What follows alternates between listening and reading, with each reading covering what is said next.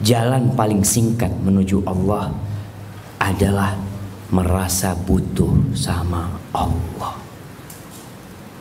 Dimanapun antum berada, kapanpun antum hidup.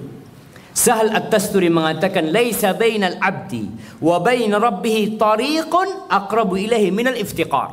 Nggak ada tuh antara hamba dengan Allahnya, dengan Allah, jalan yang paling singkat lebih daripada antum merasa butuh sama Allah dalam setiap waktu antum.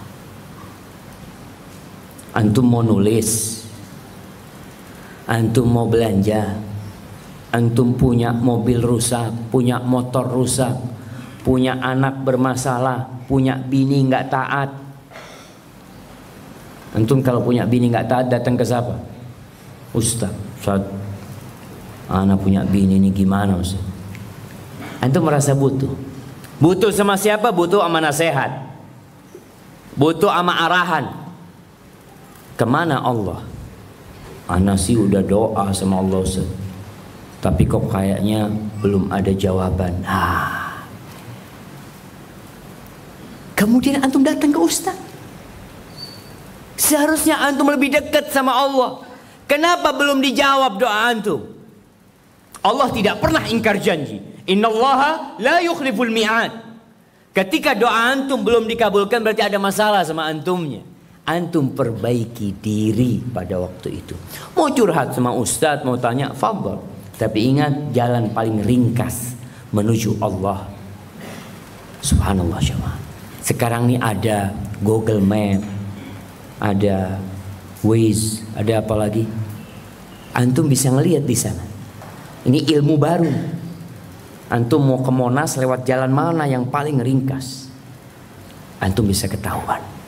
Dan di sini para ulama menjelaskan jalan paling ringkas menuju Allah, paling singkat waktu dan energi yang dikeluarkan adalah merasa butuh sama Allah. Terus jemaah.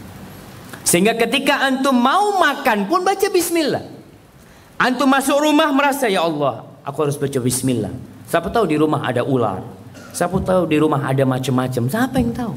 Ketika antum naik motor antum baca bismillah, alhamdulillah, Allahu akbar, Allahu akbar, Allahu akbar, subhanalladzi sakhkhara lana hadza wa ma kunna lahu muqrinin wa inna ila rabbina lamunqalibun. Perasaan antum ketika naik motor samakan dengan perasaan antum ketika kapal itu karam di tengah lautan.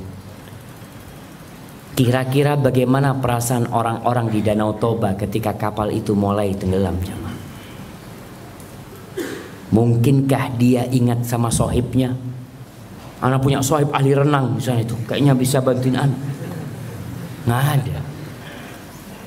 Kapal itu tenggelam 450 meter di sana dan nggak ada yang bisa ngangkat. Dibiarkan berapa orang itu jemaah? 190 lebih manusia ada di bawah sana.